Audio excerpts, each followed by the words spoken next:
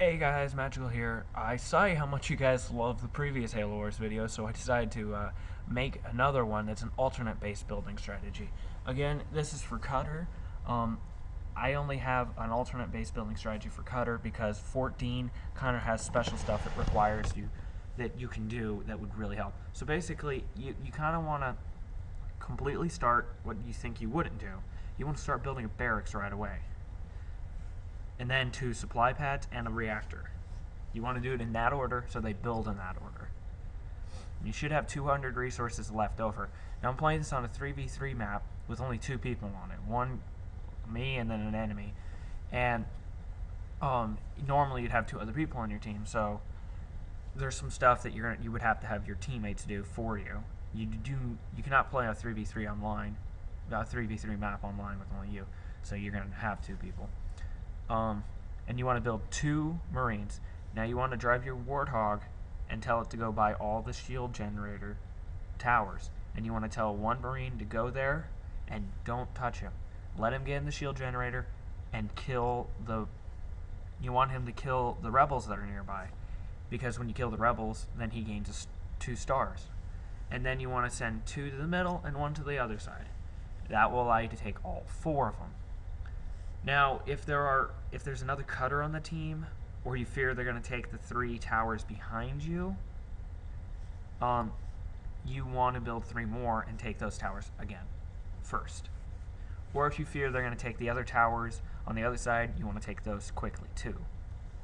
It all depends on the situation. And see, I'm getting all the Marines and telling them to go to the towers I want them to go into. And again, you want them to kill the rebels, because if they kill the rebels, they gain stars. And believe me, 3-star ODST and those things are ridiculously hard to kill. They can survive 4 max directly on them. It's ridiculous. So they're very good for stalling the enemy, killing 3 tanks that walk by. I mean, if they're 3-star, 3 tanks come by, they're dead. And it doesn't take much to get into a 3-star. It's not like it takes half the game or so. They get to 2-star really fast, and then they get to 3-star as soon as they kill a few things. It's really fast. It's ridiculous, crazy. It's almost a bit overpowered. And don't worry about healing them, because when you get medic, they'll heal themselves completely. I mean, unless you fear the enemy's going to rush and you want to hold them off longer. Again, it all depends on the situation. But if you're going to heal all 4, you're going to use heal 3 times, which is going to cost you 1,000 resources. It's quite a bit. And then you want to build 2 more supply pads and then build a reactor. Oh, I forgot to mention, before you build the other 2 supply pads, you want to get new blood. You want to get that upgrade really fast, because it's really helpful in the beginning when killing those rebels. And then you want to build the 2 supply pads and another reactor.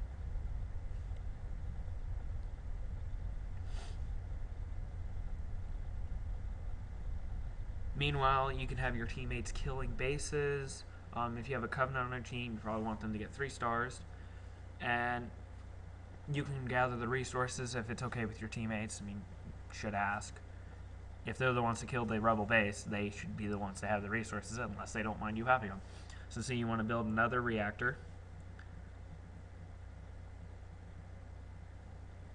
As soon as that's finished, you want to buy RPG. That will really help your whole thing, because grenade is great, but it can't attack air.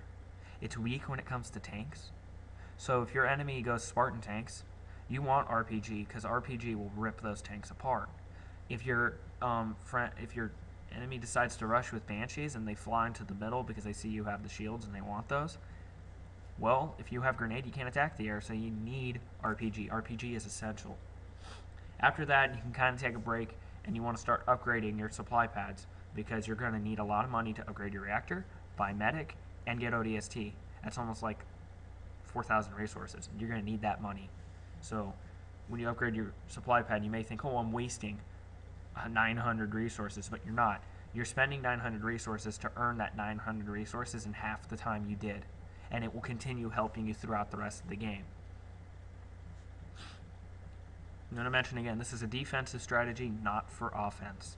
I mean, there's a part where you can stop and make it offense, but I would use this for defense because when you take all the towers, you're going to be using up,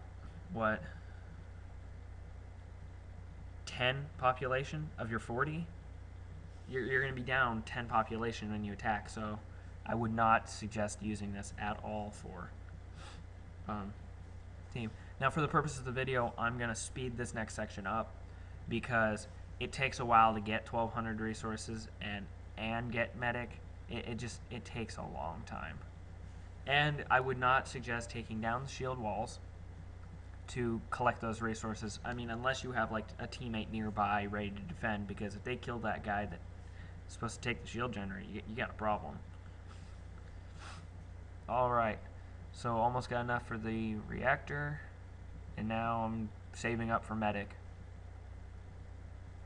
And by the way, you really do not need a second base throughout this whole part. I would suggest not buying a second base because your whole goal in this is to get ODST as fast as you can, because that way you can take the shield generators. Even if you don't have an army, your teammates will have an army, and you can just take those shield generators and their army will not be able to move through unless they have air. That's the only thing that will be able to get through, unless they pelican through. But if you have a teammate's army right there, they're not going to get there.